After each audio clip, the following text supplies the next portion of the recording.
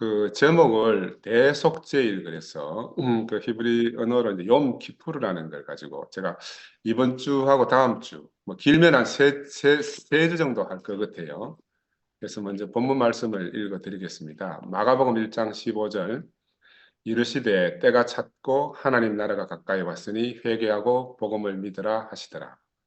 그리고 레위기 23장 27절에서 8절 말씀 일곱째 달 티리시월 열흘날은 속죄일이니 너희는 성회를 열고 스스로 괴롭게 하며 여호와께 화제를 드리고 이날에는 어떤 일도 하지 말 것은 너희를 위하여 너희 하나님 여호와 앞에 속죄할 속죄일이 됨이니라. 이게 이제 왜 얘기하면 좀 딱딱하고 좀 그러잖아요. 제사 지내는 문제가 나오기 때문에. 저도 이제 말씀 준비하면서 좀, 야, 오늘은 좀 딱딱하겠구나 하는 생각이 들었습니다. 그래도 어차피 우리가 한 번은 이렇게 알아야 될 것 같아서 제가 말씀을 준비했습니다. 원래 이 대속죄일은 성경 전반에 걸쳐서 아주 중요한 주제라고 말씀드릴 수가 있어요. 이 제도는 언제 생겼는가 하면 모세로부터 해서 한 3,500년 정도 됐다고 합니다. 그리고 욤 키프루 이 말은 히브리 말로 욤이라는 말은 날이다, 데이, 영어의 데이고 욤은 그런 말이고 속죄는 이제 그 키프루 이런 말인데 이 두 말이 합쳐져 가지고 속죄의 날이다, 속죄일이다 이렇게 하고요. 그 키프루라는 말을 다시 해석해 보면은 덥다. 그 히브리어로 카파르라는 말이 있는데 덮게 이런 뜻에서 파생됐다는 말입니다. 그러니까 죄를 덮어준다.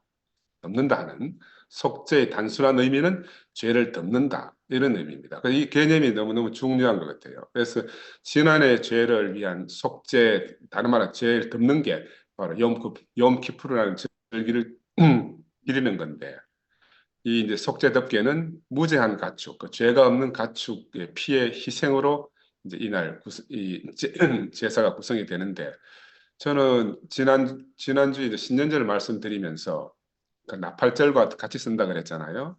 그 나팔을 길게 불고 어둠 속을 헤치고 나오면서 나팔을 길게 불어서 이제 하나님 나라 결국 빛이 온다 이 말인데 그 날로부터 10일 뒤에 이게 이제 대속죄일이 있는데 10일 동안을 엄숙하게 지내라고 하는 거예요. 그막 까불고 이렇게 하지 말고 정말 여호와 앞에 엄숙한 열흘을 지내라 이런 말이 있었어요. 저도 이제 그 말씀을 이렇게 묵상하면서 한 주를 정말 이제 엄숙하게 지냈습니다. 엄숙하게 지냈어요. 그 심판도 많이 되고 말씀을 준비하면서 야 그래서 하나님 말씀이 너무너무 귀한 것 같아요. 이 처음 속죄라는 말이 아까 3,500년 됐다 그랬는데 출애굽기 처음에 등장하거든요. 지난주에도 말씀을 드렸지만 모세가 벗개 밖에서 시내산에 올라갔는데 그걸 못 참아가지고 백성들이 막또 우상을 만들 송아지 우상을 만들어 가지고 금송아지 모세가 신경질이 나서 막 벗개를 던져가지고 벗개 깨지고 그래가지고 하나님이 진노해가지고 이 백성을 다 멸하겠다 하고 막 이러니까 이제 모세가 자기 백성들을 회개케 하고 하나님께 다시 기도해서 앞으로는 이런 일 안 하겠습니다 해가지고 다시 열흘 후에 다시 이제 이 새로운 법궤를 받아내잖아요. 그 새로운 법궤 받은 날 그날로부터 이제 열흘 전을 갖다가 신년절 나팔절로 지내라 하는 말이 이제 출애굽기에 나와요. 그래서 하나님이 죄를 용서해 주시는 날을 기념하는 게 대속죄일입니다. 어떤 용서냐면 우상을 섬기고 이제 이렇게 했던 것들을 용서해 주는 거. 그래서 속죄일 열흘 전을 나팔절로 정해가지고 회개의 나팔을 불어서 대속죄일을 준비하라. 그러니까 나팔 하나님이 빛이 온다. 하나님 나라 가까이 온다. 이 나팔을 길게 분다. 아까 내가 본문 마가복음 읽어드렸잖아요. 나는 그래 이걸 공부하면서 야 이게 마가복음이 그냥 있는 게 아니구나. 지난주에 목요일날 말씀을 드렸는데 하나님 나라 가까이 왔다. 이게 신년절이에요. 때가 찼고 하나님 나라 가까이 왔다. 이 말은 마가복음 안에서는 이 말이 신년절의 말씀이고 회개하고 복음을 믿으라 하는 것은 속죄일의 말씀입니다. 그러니까 이 한 문장 안에 신년절과 속죄일이 한목에 다 있는 거예요. 야, 그래 이거를 새롭게 이렇게 보니까 야, 그 공간 복음을 그냥 보는 거하고는 또 차원이 다른 문제네요. 구약하고 연결시켜서 이렇게 보니까. 그런데 속죄일 어떻게 하는가 하면 언약궤가 들어있잖아요. 법궤를 받았으니까 이 두 개의 돌판을 가지고 언약궤 안에 넣잖아요. 그궤 안에 넣고 거기에 또 이제 그 가장 귀중한 그 옛날 만나 출애굽기 보면 만나도 있잖아요. 만나를 담은 금항아리도 넣고 또 아몬드 싹을 싹트게 아론의 지팡이도 넣고 해서 이제 그 법궤 안에 넣고 그 위에 이제 시온서. 나도 옛날에 목사님 말씀드리면서 이게 속죄소 하니까 꼭 장소를 의미하는 것 같아가지고 속죄소, 시은소 이러니까 장소를 의미하는 거잖아요. 근데 그게 시은소나 속죄소나 이게 장소를 말하는 게 아니고 그 언약궤를 덮는 거 덮개다, 덮개.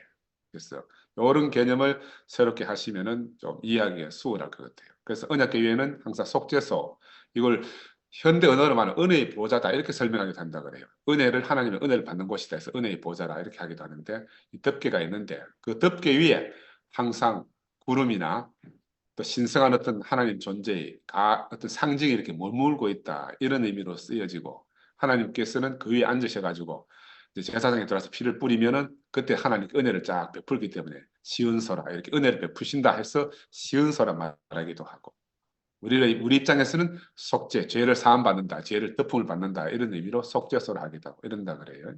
이게 이제 내용은 뭐냐면 하나님이 사람들을 율법의 영원한 정죄로부터 숨겨주는 역할을 한다. 대속죄 이름. 그러니까 이 율법의 정죄는 뭐냐 하면 1년 동안 지은 죄, 이 죄를 덮어주는 그런 일을 한다는 거죠. 그래서 매해 해마다 대속죄일에 대제사장이 지성소에 들어가서 하나님의 사람들의 죄, 그러니까 이 백성의 죄를 속죄하기 위해서 그날 잡은 희생된 동물의 피를 속죄소 위에 이렇게 뿌린다는 거죠.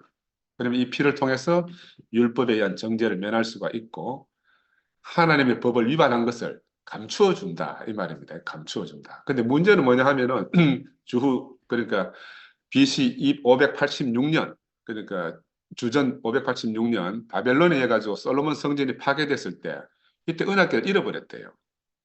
문제는 전쟁통에. 아, 그러니까 피를 뿌려서 제사함 받을 언약궤가 없어져 버는 거라. 어떻게 해야 되노? 얼마나 답답하겠어요. 그래서 이 사람들은 땅의 성전과 땅의 기구들, 언약궤나 이런 것들은 하늘 성전의 모형이다.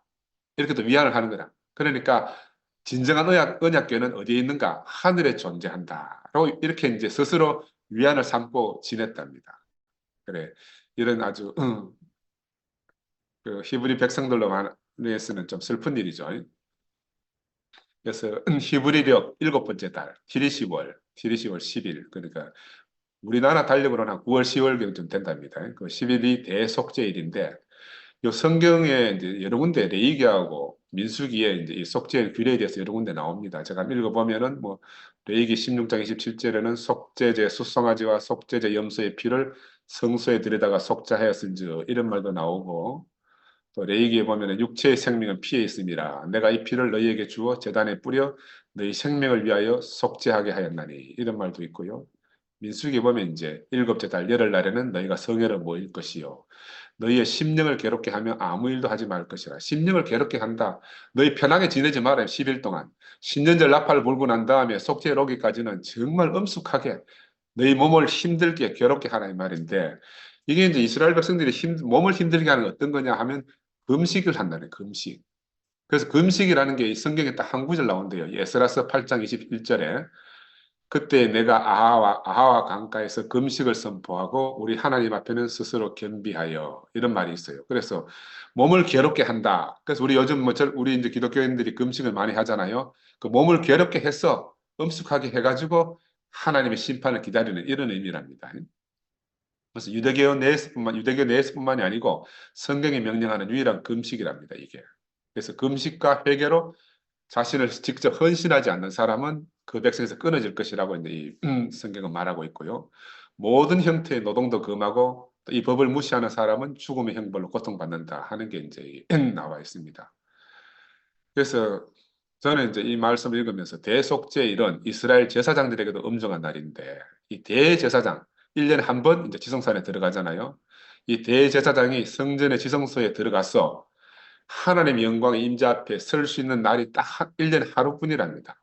이때는 평상시에 입던 금으로 만든 옷에 황금색 흉패가 달리고 이런 채색 옷을 입는 대신에 아마포, 세마포, 린넨 요즘 언어로만 린넨 천처럼 되어 있는 세마포로 짠 그 거룩한 옷을 입고 이 아마포 옷을 입는 날도 오늘 이 하루밖에 없답니다. 대제사장이라도 이 아마포 옷을 입는 날은 근데 문제는 그렇게 옷만 입는 게 아니고 일주일 전부터 집을 떠나서 성전 내부에 있는 대제사장의 숙소에 먼저 들어가서 일주일 더 머물면서 매일 제사를 드리고 혼자서 제사 지내는 예행 연습을 하고 실수가 없도록 만에 하나 그날 실수하면은 이스라엘 백성들한테 하나님이 진노가 내리기 때문에 그 일주일 동안 이렇게 혼자서 미리 제사를 지니고 정결케 하는 의식을 한대요.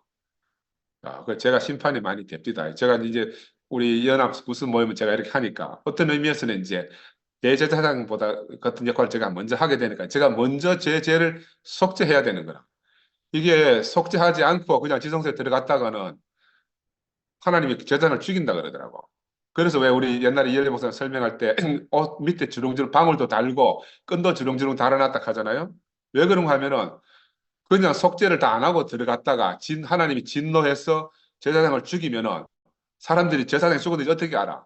바깥에서 깜깜한데 모르잖아. 근데 방울이 딸랑딸랑딸랑 움직이면서 계속 제사장이 살아있는 걸 표시해야 되는데 갑자기 방울 소리가 안 나면 죽은 거라.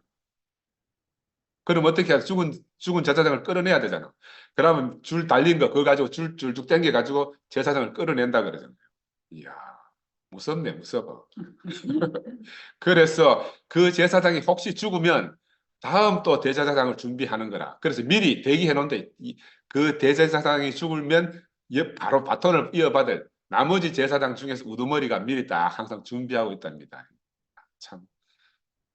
그래서 제가 일주일 지난주부터 일주일 오늘 지내면서 야, 나는 그런 죄가 없는가 고민을 많이 했지. 유대인의 밤은요, 하루가 밤에 시작돼. 유대인은 뭐 성경의 창세기도 그렇고 항상 밤이 되고 아침이 되고 밤이 되고 아침이 되고 하듯이 유대인은 하루가 밤부터 시작하거든요. 그런데 속죄일 이날만큼은 그 밤부터 시작하지 않고 다음 날 여명이 밝아올 때까지 예배를 시작하지 않는데요. 그러니까 다른 날하고 완전히 다른 거라. 그래서 제사장은 당일 오전 예배는 옷을 5번이나 갈아입으면서 정결 의식을 치른답니다. 손과 발을 씻고 옷을 벗고 또 황금 욕조에 들어서 몸을 담그고 이 들락날락하면서 옷 갈아입고 하는 걸 5번이나 한대요. 그날 옷 입는 옷은 아마보스로 된 옷을 입는다. 그리고 이제 오전에 내내 그렇게 하고 오후가 되면 이제 희생제물을 드리는 이제 예식을 직접 취하는 건데 이게 참 재밌어요. 그래서 그 한 해 시작하는 열흘 뒤에 했기 때문에 다가오는 새해를 위해서 제사장과 이스라엘 백성의 모든 죄를 용서받고 한 해가 시작되는 거니까. 그래서 너무너무 엄중한 날이고. 근데 이 대제사장을 위한 숫송아지 한 마리가 제단과 성전 올라간 현관 사이에 준비가 돼 있대. 그래 속죄를 지키기 전에 대제사장이 먼저 자기 죄를 속죄함을 받아야 되는 거예요. 그래 이 제사장을 위해서 송아지 한 마리가 황소라고 하기도 하는데 성경에 송아지 한 마리, 수송아지 한 마리가 돼 있어요. 그래서 자신을 대신할 송아지 머리에 손을 얹고 뿔을 잡고 자기의 죄를 고백 후 야훼의 이름을 3번 선포한답니다. 그러면 백성들과 제사장들이 얼굴을 땅에 대고 경배하면서 주의 이름을 송축하라. 그의 영광스러운 왕국은 영원 무궁하도다. 이렇게 이제 합창을 하는 거라. 그렇게 해서 이제 제사장이 자기 죄를 먼저 용서함을 받고 그러고 나면 이제 제단 동편에 염소 두 마리가 수염소 2마리가 딱 준비되어 있답니다. 이 2마리는 어디를 향해 있는 모양이나 체중이나 뭐 생긴 게 똑같대요. 하나도 다르지. 2마리를 딱 준비해 놓는데 둘 다 성전을 향해서 딱 이렇게 대기하고 있답니다. 그러면 그 제사장이 들어가다가 돌로 만드는 노면이 금대접을 이렇게 준비하는데 금대접 위에 황금 제비 2개를 딱 얹어 놓는데 제비가 뭐냐 한쪽에는 제비가 뭐라고 써 있는가 하면 여호와를 위하여 하는 제비가 하나 쓰여가 있고 또 한쪽에는 아사셀을 위하여 하는 그런 글을 새겨놓은 제비 2개가 딱 있어가지고 금대접이 있대. 그러면 금대접을 흔들어 가지고 제사장이 아무 잡는데 양손으로. 그러면 이 양손으로 잡고 염소 2마리 앞에 가서 딱 펼치는 거라. 그러면 딱 여호와를 위하여 하는 그 제물과 아사셀을 위하여 하는 제물이 딱 정해지는 거예요. 그러면 이제 여호와를 위하여 하는 제물은 수렴소는 이제 지성소 안으로 이제 들어가게 되고 아사셀을 위하여 하는 이 염소는 나중에 세상으로 보내지게 되는데 뭘 말씀을 드릴게요. 그래서 참 재미가 있어요. 아사셀이라는 말은 정확한 말의 뜻은 도망을 간다 이런 히브리어 아젤에서 왔답니다. 아젤 도망가다 하는 말로. 근데 여호와를 위하여 하는 제비를 뽑은 염소는 커다란 돌재단을 향해서 그대로 있잖아요. 이 염소는 나중에 이제 속죄 제물로 바쳐지는 거라. 그래, 바치기 전에 대제사장이 자기를 위해서 준비된 수송아지 뿔을 두 손으로 잡고 자기 직무에, 자기가 제사장 직무를 하면서 지은 죄가 있거든요. 그런 죄를 다 고백하고 그 송아지를 잡아서 금대접에 피를 딱 받아가지고 지성소에 가서 뿌리게 되는 거예요. 근데 이 뿌리기 전에 먼저 피를 받아놓으면 이제 옆에 다음 그 밑에 수종드는 제사장이 피가 엉겨붙지 않도록 계속 적고 있답니다. 자기는 적고 있고, 이 사람은 이제 들어가는 대제사장은 제단 숯불에 그 금향로를 가지고 제단 숯불을 이렇게 옮겨 담아요. 금향로에다가 숯불을 옮겨 담고 또 황금 국자에다가 향가루를 갖다 가득 자기 두 손으로 가득 담아가지고 이제 국자에 넣고 그러니까 한쪽에는 금향로, 한쪽에 오른손에는 왼손에는 황금 국자, 오른손에는 금향로를 가지고 이제 먼저 들어갑니다. 지성소 안에 들어가가지고 그 향을 갖다가 이제 금향로에 있는 불에다가 뿌리잖아요. 그러면 이제 거기서 연기가 쫙 나지 않습니까? 연기가 그러면 이제 그 지성소 안에 가득 차는 거라. 연기가 꽉 차고 나면 그 다음에 이제 아까 잡은 수송아지 그 피를 금대접을 가지고 와가지고 위로 한번 뿌리고 밑으로 일곱 번. 이것도 아마 의미가 있는 것 같아요. 내가 그것까지 세밀하게 조사를 못했는데 위로 한번 뿌리고 밑으로 일곱 번 이렇게 뿌린대. 그 여호와를 그 다음에 이제 똑같은 의미를 여호와를 위한 염소를 잡아서 또 핏부림을 한대요. 이러고 나서 이제 나오는 거라. 그 나오면 이제 뭐가 있어요? 한 마리 이제 아사셀을 위한 염소가 바깥에 대기하고 이거는 이제 백성들 향해서 고개를 딱 돌렸어. 아까 성전을 향해 있다가 아사셀을 위한 이 염소는 백성들 향해서 고개를 돌려가지고 있답니다. 그러면 또 여기다 제사장이 나와서 안수를 한대. 누구 죄를 위해서? 그 백성들의 죄를 위해 가지고 그 머리를 잡고 안수를 한대. 그러면 백성들이 막 자기 모든 죄를 갖다 거기 다 퍼붓는 거라. 그래 이 죽을 놈이 되는 거라. 이 염소는 백성들이 모든 죄를 다 뒤집어 썼기 때문에.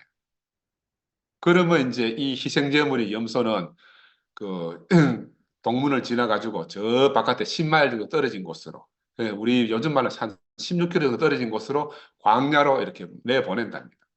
이게 이제 속죄의 어떤 큰 형식의 틀이라. 한 마리는 잡아서 지성산에 뿌리고 한 마리는 그냥 보내준다. 대속죄, 죄를 어떻게 그러니까 죽이는 게 아니고 대속죄의 염소 이런 거는 세상으로 광야로 보내는 거예요. 보낸다. 그러고 나면 이제 백성들이 뭐 하는가 하면은 레위기와 민수기의 욤 키프르 구절을 그 대속죄에 해당하는 구절을 찾아서 읽고 모든 명령을 따라서 절차에 따라서 이렇게 다 시행하고 확증하고 나머지 이제 평일 그날 이날은 특별한 제물을 드린 거기 때문에 평상시에도 이스라엘은 매일 번제를 드리거든요. 그 나머지 모든 번제물을 다시 이제 드리게 되면 그날 하루가 일과가 끝난대요. 끝나. 그래서 대제사장은 마지막으로 지성소에 들어가서 아까 금향로하고 향을 담았던 국자를 들고 나오는 거라. 마지막 정리를 하죠. 그리고 마지막 다섯 번째로 목욕을 하고 평상시에 또 황금 옷으로 갈아입고 그러면 밤이 일서 왔어. 낮에 오후에 시작해서 밤이 오면은 가을밤이 시작할 즈음에 이제 정기적으로 제사를 드리는 예배를 시행하는 게 이게 이제 대속죄의 절차라. 그 대제사장은 먼저 그렇게 이제 자기 죄를 갖다가 일주일 내내 있으면서 다 일상적으로 일어나는 죄를 다 고백하고 그 다음에 이제 송아지 드릴 때는 자기가 직무와 관련된 죄를 고백하고 그러니까 뭐 절차가 아주 까다롭더라고요. 그래서 이 말씀을 근거로 이제 성전 파괴 후에 잘못된 방식으로 희생제사를 드리지 못하도록. 왜냐하면 이제 신명기에 보면은 오직 너희 하나님 여호와께서 자기 이름을 두시려고 너희 모든 지파 중에서 택하신 곳인 그 계실 곳으로 찾아가서 번제를 드리라 이런 말이 있어요. 그런데 이제 성전이 없어져 버리고 언약궤도 잊어버렸으니까 이제 더 이상 희생제사를 못 드리는 거라. 그 동물도 사용하지 못하도록 법으로 이제 정해놨단 말입니다. 그리고 오늘 보면 이제 성전이 없기 때문에 희생제사도 없어진 게 맞는데, 그런데 백성들은 안 그러잖아. 백성들은 또 하고 싶은 거라. 그래서 재미가 있. 그 성전을 파괴하던 시대에 이스라엘 죄를 속량하던 그 성전이 파괴돼 버렸기 때문에 그 어떤 랍비 요수아라는 랍비가 있었대요. 이 사람이 막 너무 그 앞에서 슬피하고 우니까는 그 당시에 가장 유명한 랍비 요하난 벤 자카이라는 사람이 와가지고 야야 슬퍼하지 마라. 우리에겐 다른 속죄가 있단다. 우리에겐 다른 속죄가 있단다. 성전이 없어서 속죄 제물을 못 드리더라도 다른 속죄가 있으니까 울지 마라 하면서 가르쳐 준 게 뭐냐 하면 호세아서 6장 6절에 나는 인애를 원하고 제사를 원하지 않으며 번제보다 하나님 아는 것을 원하노라 하는 이 구절을 가르쳐 줬대요. 그러니까 제사보다 더 나은 게 있다. 그게 뭐냐면 인자한 행동, 인애, 인자한 행동이다. 그래서 이런 속죄를 드리는 대신에 인자한 행동, 선행 같은 거 하는 것을 통해서 그 이후에는 이제 속죄를 대신하는 이런 풍습이 생겼답니다. 그것을 미tzvot이라고 말하는데 선행을 통해서 죄 사함을 얻는 이런 형식들이 생겼대요. 근데 이제 아까도 말씀드렸지만 백성들이 하지 마라 한다고 말 잘 듣겠어요? 안 듣는 놈들이 꼭 있는 거라. 아들은 그러니까 동물을 하지 마라 하면 뭘 하는가 하면 동물은 아닌 걸 뭘 하는가 하면 닭을 잡아가지고 동물을 안 잡고 가금류잖아요. 닭이나 저거 뭐지 저 미국에서 와 저거 먹는 거 뭐지? 아니 칠면조 어떤 거. 이런 놈을 잡아가지고 머리 안수하고 또 뭐 자기 머리 위에서 3번 흔들고 해서 뭐라고 말하는가 하면 이것은 나의 대체물, 나를 대신할 희생물, 나의 속죄입니다. 닭은 죽지만 나는 장수하며 행복과 평안을 누릴 것입니다. 이러고 제사를 드린다는 거야. 이야, 참. 그러고 나서 이제 그 옛날에 저거 뭐고 대속죄일 그날 성경 귀절 읽듯이 자기들은 욥기와 시편 구절을 읽은 후에 이제 안수하고 죽이고 그 잡은 그 닭을 갖다가 가난한 자들에게 이 사람들이 속죄일 되면 금식해야 되거든요. 그러니까 금식 전에 마지막 식사를 대접하는 이런 풍습들이 있대요. 그러니까 어떤 면에서는 참 괜찮은 건데 하여튼 재미있어요. 그래서 뭐 닭이나 칠면조를 어린 양 대신에 6월절에 먹는 풍습이 그래서 생겼답니다. 동물 제사를 희생 제사를 못 드리기 때문에.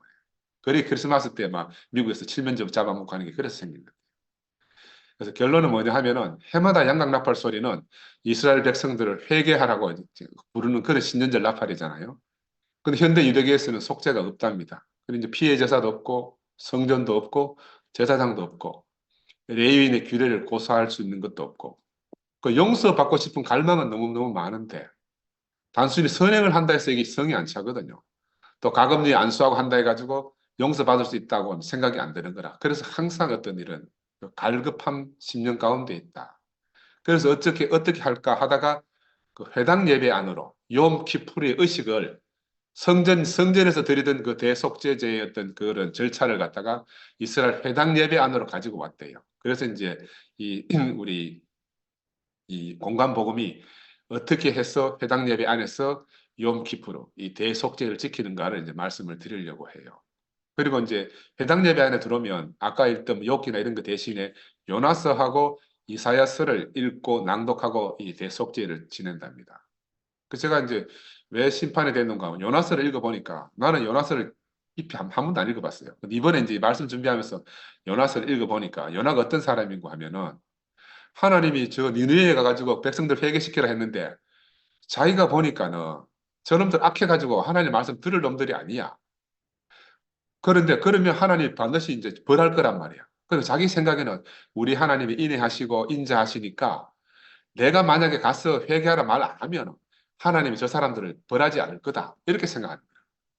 그래서 자기가 니네를 안 가고 다시스로 갔다가 다시 고래 뱃속에 이제 빠지는 그런 일이 여러분 다 아시잖아요. 그래서 할 수 없이 니네를 가가지고 이제 복음을 전하는 거라. 하나님의 심판이 올 것이다. 하니까 이 사람들이 이상하게 회개를 다 해버렸어. 왕도 회개하고 백성들이 다 회개한 거라. 근데 이제 요나는 어떻게 생각하는가 하면 하나님이 가서 내가 벌할 테니까 네가 미리 가서 말하라 했으니까 자기가 이제 할 수 없이 고래 뱃속에 있다가 갔단 말이에요. 그럼 하나님 벌해야 되잖아. 그러니까 지금쯤 벌할까 언제쯤 벌할까 하고 이제 저거 성전 그 뚝 위에 올라 앉아가지고 햇빛이 쫙 내리 비치는데 앉아서 하나님이 언제 벌하시나 보자 하고 기다리고 있는데 하나님 벌을 안 하시는 거라. 저거 하나님 벌한다고 내한테 약속했는데 왜 벌을 안 주노? 근데 마치 하도 더운데 이제 그 칡능쿨이 담능 그 뭐고 능쿨이 하나 떠 머리 위에 덮어주니까는 그 그늘 피하면서 이제 하나님이 이제나 벌하나 내일 벌하나 하고 지키고 있는데 하룻밤 자고 나니까요 벌레가 그거 능쿨을 갖다 다 갉아 먹었는 거 박능쿨을 갖다가 그러니까 그 다음 날은 뭐예요 햇빛이 쨍쨍 나가지고 비를 그늘 피할 곳이 없는 거라 그래 막 불평 불평불만을 하니까 하나님이 찾아와서 하시는 말씀이 이놈아 니는 박능쿨 하나 없앤다고 그렇게 불평불만하냐? 내가 저 12만 명을 갖다가 멸하면은 어떻게 하겠노? 네 박능쿨 하나 없앤다 그래 애통해 하는데 나는 내 사랑하는 백성 12만 명을 내가 죽이면은 내 마음이 편하겠나? 그 요나는 뭐가 억울한가 하면은 하나님이 벌한다 해서 내가 가기 싫은데 억지로 와가지고 벌해준다 했으면 벌 해야지 이 말이잖아요. 여기서 뭐가 나왔는가 하면은 하나님이 선하다 하시는 것을 네가 왜 악하다 하느냐 하는 이 유명한 말이 나온 거예요. 그래서 제가 이제 왜 심판이 됐는가 하면 지난주 목요 모임에 제가 한번 시끄럽게 또 떠들었잖아요. 그 하나님이 선하다 하신 거를 갖다가 내가 악하다 하면은 그 내가 대속죄를 준비해서 이 제사장의 직무를 할 수가 없는 거라. 야, 그 하나님 성경을 또도 이렇게 배열해 놨네. 내가 대속죄 이 구절이 없으면 내가 이 속죄가 되겠습니까? 그래서 내가 목요일 날 말씀을 드렸잖아요.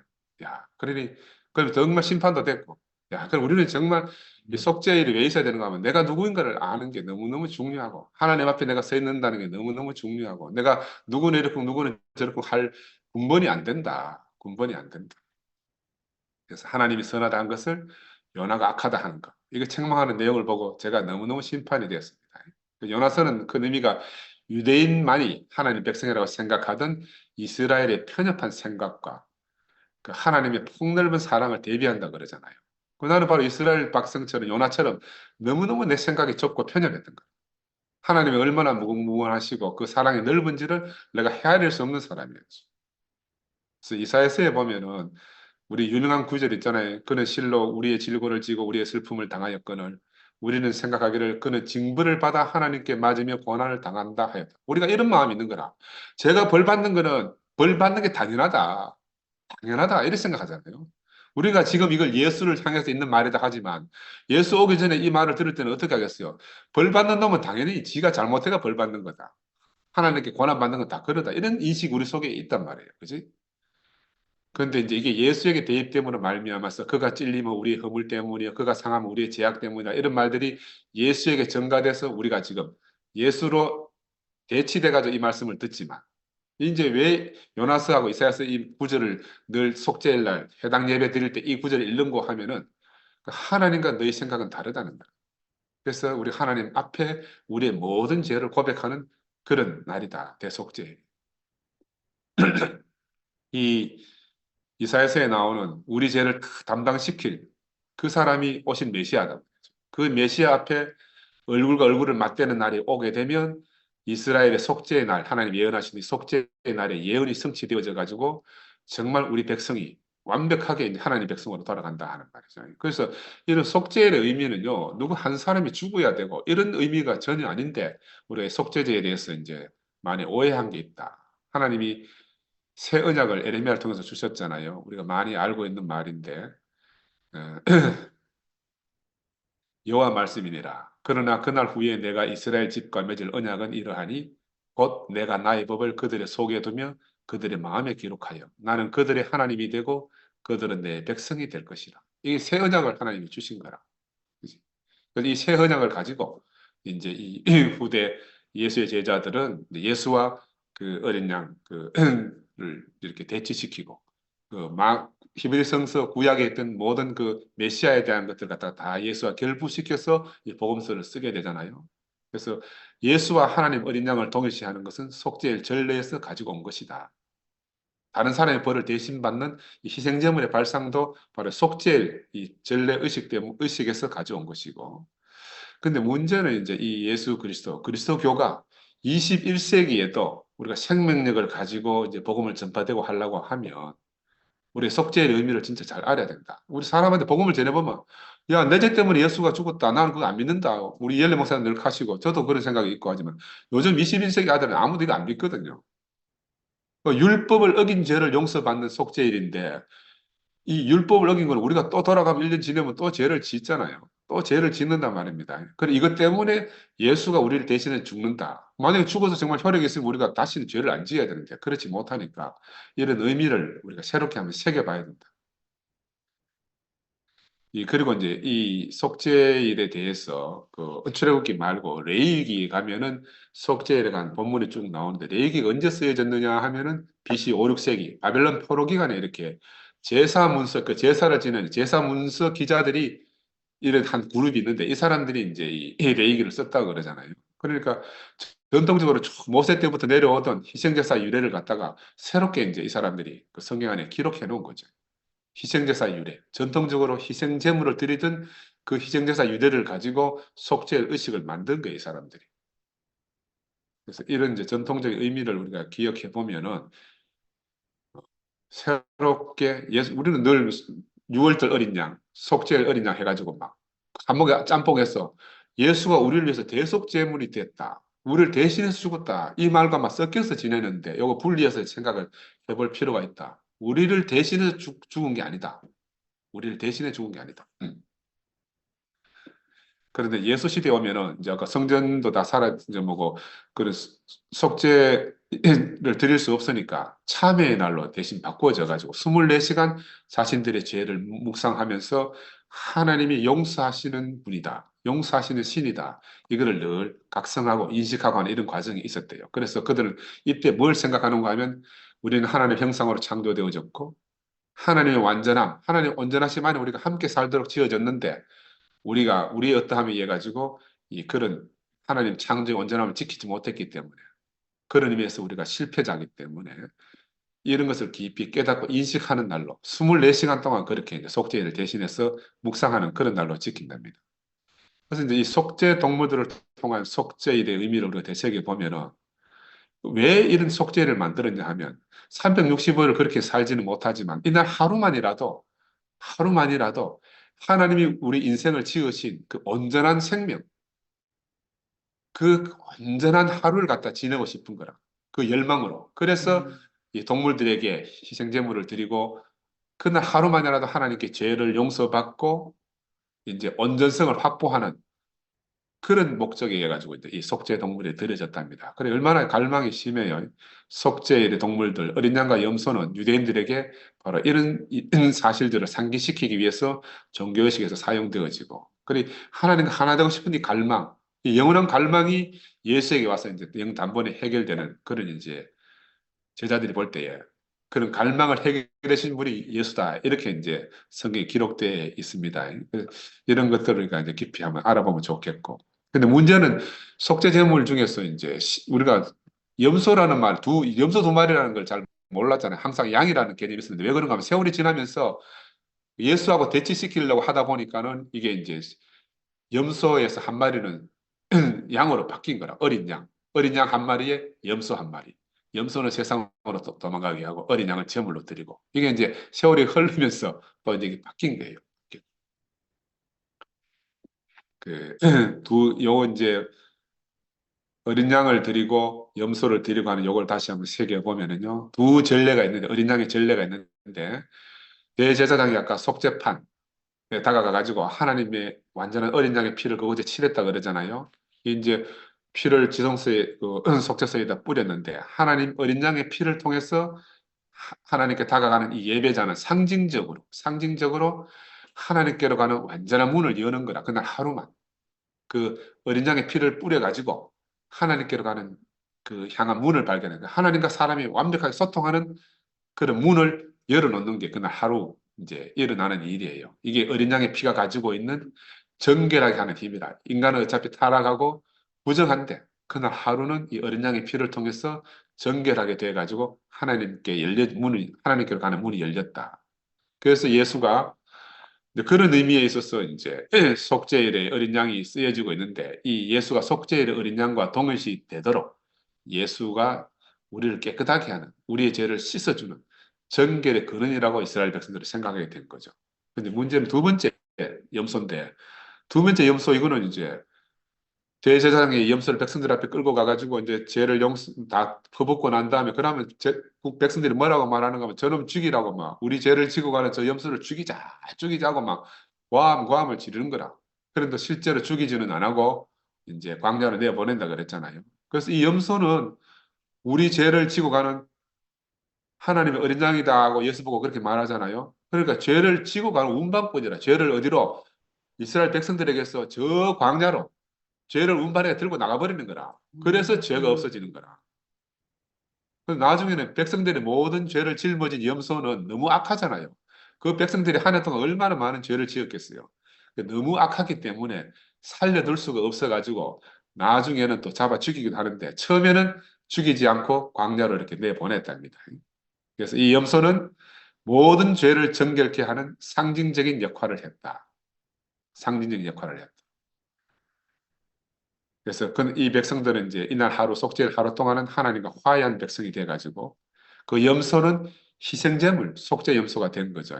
그래서 다른 이들의 죄 때문에 희생된 생명의 상징으로서 이 희생제물이 된 겁니다. 속죄 염소가. 바로 이런 의미를 예수가 내포하고 있다. 그래서 바울이 이제 그걸 가지고 와가지고 뭐라고 썼는고 하면 고린도교에 쓴 편지에 예수의 죽음을 이런 속죄의 틀 안에서 설명하는 거라. 성경대로 그리스도께서 우리 죄를 위하여 죽으시고 이러면서 이제 기독교 안에 이제 어떤 개념이 들어오기 시작하는 거예요. 그래서 로마서에도 보면은 뭐 그의 피를 믿음으로 말미암는 화목제물로 세우셨으니 이런 말도 있고요.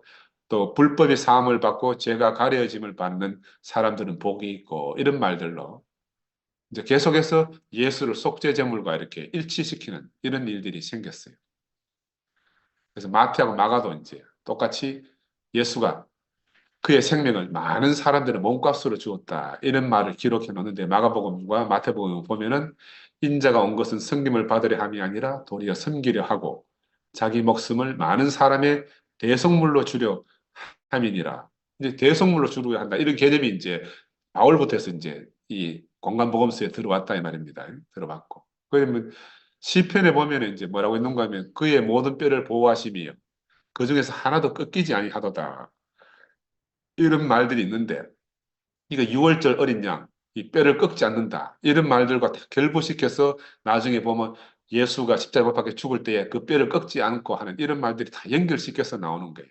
그래서 요한복음에 세상 죄를 지고 가는 하나님의 어린 양이다. 이런 말들, 이런 것들이 다 속죄의 의미와 결부되어져서 복음서가 쓰여졌다. 이제 궁극적으로 정리해 보면 우리 인간에 대한 죄의식이 있잖아요. 이 죄의식에 대한 신화가 창세기 나오잖아요. 유대인의 그 어떤 죄의식의 신화가. 아담이 불순종으로 하나님부터 소외되어졌다. 그래서 동산을 쫓겨났다 이 말은 하나님과 분리됐다, 소외되었다 이 말. 요즘 현대어로 말하면 소외다 이 말, 소외. 구원이라는 것은 인간의 소외가 극복되는 미래에 대한 비전이다. 그러니까 소외를 극복하게 되면 인간이 이제 얼마나 구원되는 거예요, 그죠? 이 원초적인 소외를 갖다 극복할 방법이 없는 거죠. 그래서 이 죄의식이라는 것은 소외감에 대해서 불변의 상징으로 우리 유대인들에게 죄의식이 들어봤고, 우리가 거기서 우리 기독교인들도 죄의식이 깊이 있잖아요. 이 죄. 그래서 이제 구원파에서는 막 죄사함 받았다고 이제 그렇게 방방 뛰는 게 이게 이상하게 이제 그런 의식이 들어온 거예요. 죄의식이라는. 저도 이제 어릴 때 친구들한테 놀림을, 어릴 때부터 교회 다녔으니까 그런 놀림을 많이 받았는 거라.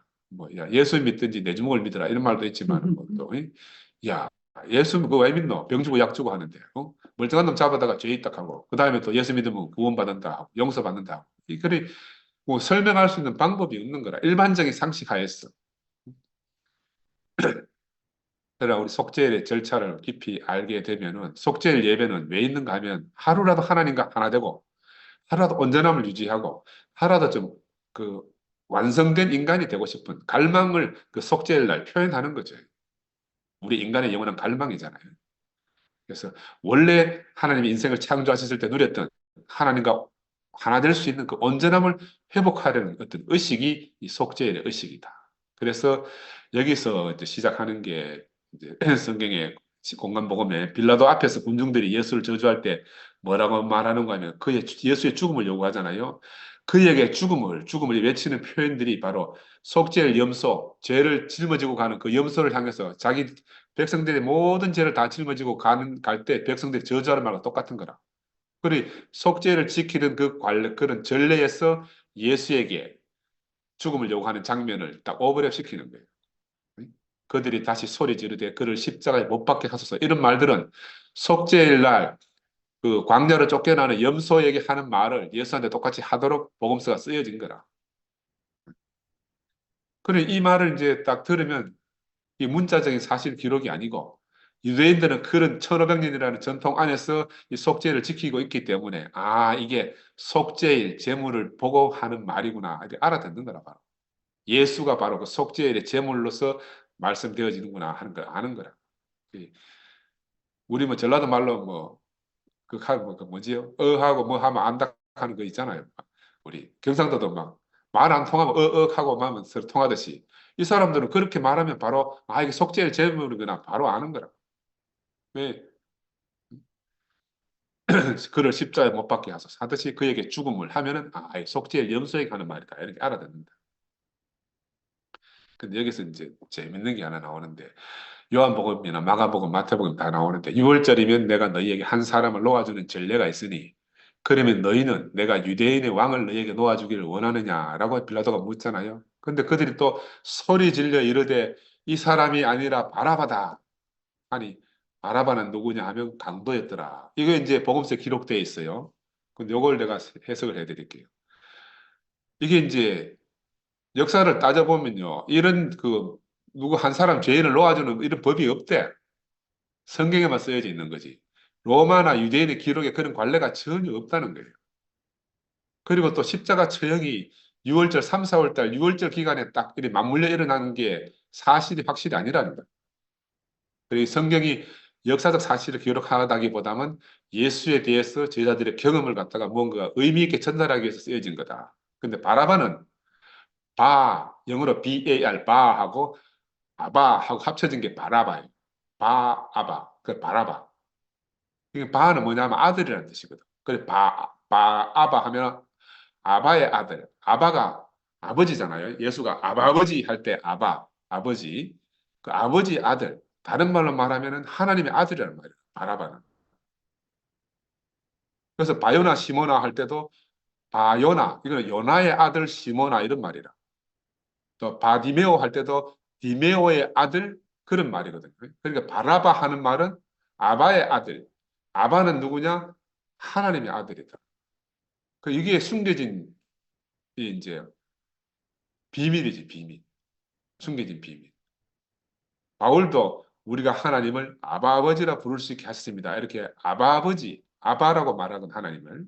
근데 그 십자가 처형에 대해서 이제 이 말을 듣는 그 바라바를 놓아달라 하는 이런 이제 성경 대목을 듣는 이스라엘 백성들은 대번에 알아차리는 거라. 아, 염소 두 마리 중에 한 마리를 희생제물로 드리고 한 마리를 놓아준다 하는 속죄의 이미지가 탁 머릿속에 오는 거라. 둘 다 하나님 아들이라. 예수도 하나님 아들이고 바라바도 하나님 아들이라. 두 하나님 아들이 하나는 속죄제물로 드려지고 그날 제물로 희생제물로 드려지고 한 마리는 놓아준다.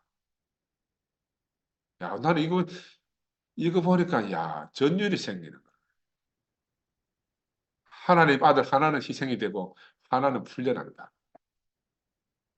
그 제자들이 무엇을 위해서 이걸 기록해 놨겠냐? 무엇을 위해 가지고? 속죄일 전례에 있는 두 마리 상징적 동물이 있는데 한 마리를 희생당하게 되고 한 마리는 백성들이 모든 죄를 짊어지고 풀려나는 것을 바라바를 놓아줌으로 상징적으로 표현해 놓은 거예요. 그래서 복음서 기자는 이 바라바에 관한 그들 이야기 속에 이 속죄일이라는 속죄일의 배경을 딱 깔고 이 말씀을 하기 때문에 유대인들은 알아들을지 모르지만은 1세기, 2세기 지나고 나면 유대인들이 다 사라지고 전부 이방인들이 들어가고 기독교인이 됐는데 무슨 소리인지 못 알아듣는 거지. 그냥 문자 그대로 이해하는 거예요. 문자 그대로. 그래서 우리가 여기서 알 수 있는 것은 이 복음서가 어떻게 만들어졌나. 마가가 혼자 적었겠냐, 마태가 혼자 적었겠냐 그런 의미가 아니고 해당 예배를 드리면서 예수에 대해서 전승되어 오는 게 있잖아요. 예수가 죽었지만은 그 많은 사람들에서 그 회당 예배 때마다 예수에 대해서 논할 거 아니에요. 그 회당 예배력 속에서 예수에 관한 많은 말들이 이루어지고 했을 건데 그런 내용들을 담아서 기록한 게 복음서다. 그런 걸 담았어. 그래서 십자가 처형 이야기는 회당에 의해서 형성되어진 예배 형태의 전례가 되었다. 예수의 십자가 죽은 건 맞는데 그 주변에 마가의 복음, 마태복음, 요한복음 다 다르잖아요. 그 이제 그 각 회당에서 예배를 드리면서 뭐 더하기도 하고 빼기도 하고 자기들 나름대로 이렇게 이제 형태가 전래된 거죠. 그렇지만 의미는 뭐냐 하면은 생전 듣도 보도 못한 한 분이 있었는데 우리와는 전혀 다른 사람. 그 사람을 전달하려고 하니까 자기들이 가진 언어로 전달하기 힘들잖아요. 그렇지 그 언어가 뭐 히브리 성서밖에 없으니까 히브리 성서를 가지고 와서 예수에게 끼워 맞춰 가지고 나와 다르고 전적으로 신성을 가진 분들 묘사하다 보니까 이제 이런 여러 가지 것들이 이제 만들어진 거예요. 제가 앞으로 원래 1년 동안은 이렇게 이제 이 사람들이 유대 회당 예배를 순차적으로 드리면서 어떻게 예수를 이해해가고 복음서가 어떻게 군데군데 그런 것들이 나열되어 있는 걸 한번 같이 이제 교제를 하려고 그래요. 그러면 우리의 생각이 완전 뒤집어질 거라. 그러니까 제가 다시 말씀드리면 십자가의 죽음 역사적 사실이라고 할 수 있지만 처형 이야기의 자세한 내용들 뭐 한쪽에서는 어찌하여 나를 버리셨습니까 하기도 하고 한쪽에서는 다 이렇다 하기도 하고 다 다른 이 내용들은 사실은 제자들의 해석이라는 거지. 요한이 보는 해석이 다르고 마가가 보는 해석이 다르고 마태가 보는 해석이 다르고 다 다르다는 거예요. 왜 다르게 말했나?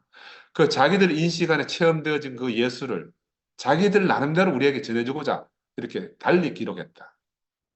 그래서 아까 말씀드린 대로 예수 다리가 손상을 면한, 부러지지 않도록 손상을 면한 순간도 예수의 죽음을 요구하는 그 무리들의 소리도 바라바가 석방되는 드라마도 이거 전부 다 실제라고 말할 수가 없는 거예요. 무언가 그 속죄일과 대비 그 꽤 맞추어 가지고 속죄 희생양으로서 예수를 표현하기 위해서 쓰여진 것들이다. 그래서 이 복음서 해석 자료들이 해당 예배를 통해서 이제 구전되어져서 복음서가 기록되어졌고 사람들이 예수에게 찾은 어떤 의미가 있잖아요. 각자가 우리도 이엘리 목사님 두고 사람은 한 사람인데 각자가 경험한 게 다르잖아요. 다 같을 수가 없거든. 그 각자가 자기가 기록한 거라. 자기가 경험한 거. 상도가 경험한 거, 내가 경험한 거, 선미가 경험한 거 다 다르거든요. 마찬가지로 예수 한 사람이 역사적으로 와서 십자가 못 박혀 죽었단 말이에요. 죽었지만 그 죽음의 의미를 해석하는 거는 각자가 다 다르다는 거예요. 각자가 다 다르다. 그러니 제가 문제는 이제 오늘 우리는 어떻게 이 예수 안에서 하나님과 하나됨, 또 예수 안에서 인생의 온전함 그런 걸 우리가 똑같이 체험할 수 있는가? 우리는 어떻게 체험할 수 있겠나? 단순히 십자가 신모티 외친다고 체험이 되나? 아는 믿는다 해가지고 그것이 내게 체험이 되냐 하는 거예요. 과연 예수 안에는 무엇이 있었기에 사람들이 예수 안에서 생명의 그런 거 하나 될 수 있었을까? 제자들이. 그러면 우리가 평생 그 기독교인이 되는 순간 죽을 때까지 우리를 뭘 따라다녀요? 죄의식이 따라다니잖아요. 일용할 양식처럼 우리 죄의식이 따라다니는 거예요. 근데 우리는 다행히도 이제 대구에 와가지고 이엘리 목사님한테서 새로운 말씀을 들어서 우리 죄의식은 아무도 없잖아요. 근데 일반 기독교인들은 죄의식이 일용할 양식처럼 따라다니는 거라. 밥 먹고 돌아서면 또 밥 먹고 밥 먹고 돌아서면 또 밥 먹어야 되듯이 죄의식을 버릴 수가 없는 거예요. 근데 왜 이런 일이 생겼는가? 왜 평생 죄의식이 우리를 따라다니도록 이런 믿음이 이런 것들이 만들어졌는가?